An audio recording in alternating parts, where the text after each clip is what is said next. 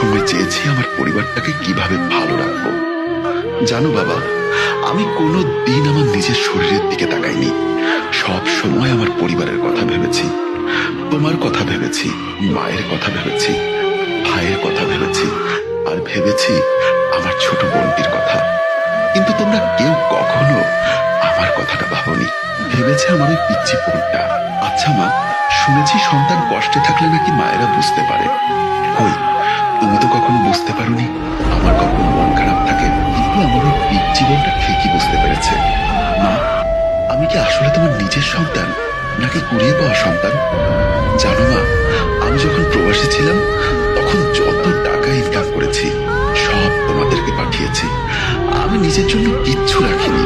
বিশ্বাস করো, আমার তো ঠিকঠাক মনেও পড়ে না কবে দুমুঠো ভালো খাবার খেয়েছি। ভেবেছিলাম বাড়িতে এসে তোমাদের সাথে একসাথে বসে দুমুঠো ভালো খাবার খাবো, কিন্তু ভালো খাবার তো দূরের কথা, তোমরা কোনো দিন আমার সাথে বসে একসাথে খাবার খাওনি।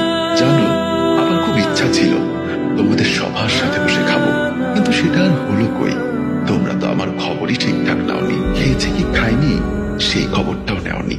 মা, তুমি না আমার কাছে তোমার সোনার চেন, কানের দুল আর একটা রিং চেয়েছিলে।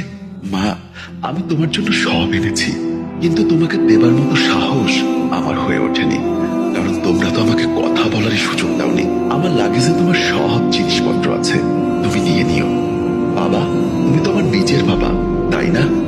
আমি তো তোমার নিজের সন্তান, কিন্তু তুমি কি করে পারলে আমার সাথে এতটা নিষ্ঠুর আচরণ করতে?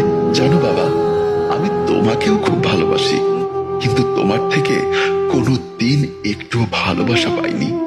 চেয়েছিলাম বাড়িতে আসলে আমায় একটু ভালোবাসবে, কিন্তু আমাকে যে শুধু টাকা ছাপানোর মেশিন ভাবো সেটা কখনো কল্পনা করতে পারিনি। বাবা, তুমি না আমার কাছে দামি একটা ঘড়ি আর একটা দামি মোবাইল চেয়েছিলে। আমি তোমার জন্য দামি ঘড়ি আর মোবাইল এনেছি, কিন্তু তুমি কোনো দিন আমার সাথে কথাই বলনি। কুকুরের মতো ব্যবহার করেছো আমার সাথে। ভেবেছিলাম জিনিসপত্রগুলো নিজ হাতে তোমাদেরকে দিব, তার হলো না। বাবা, তোমার দামি ঘড়ি আর তোমার মোবাইলটা আমার লাগেজেই আছে, তুমি নিজ হাতে বের করে নিও। মা, তুমি না বলেছিলে ছোট ভাইয়ের জন্য একটা ল্যাপটপ আর ব্যবসার জন্য 5 লাখ টাকা দিতে। মা, আমি ওর ল্যাপটপ আর 5 লাখ টাকাও এনেছি, আমার বালিশের নিচে রাখা আছে। বালিশটা সরিয়ে ওগুলো সুমনকে দিয়ে দিও। কিন্তু আমার নিজ হাতে তো আর দেওয়া হলো না, তাই তোমরাই দিয়ে দিও।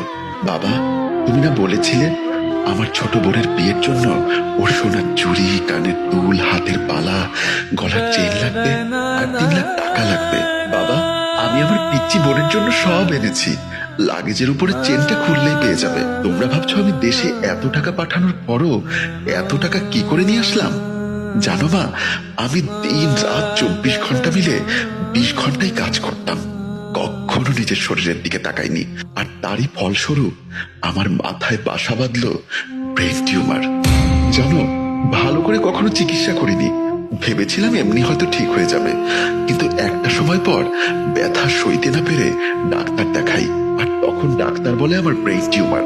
আমি লাস্ট স্টেজে আছি, বড় জোর 1.5 মাস বাঁচবো।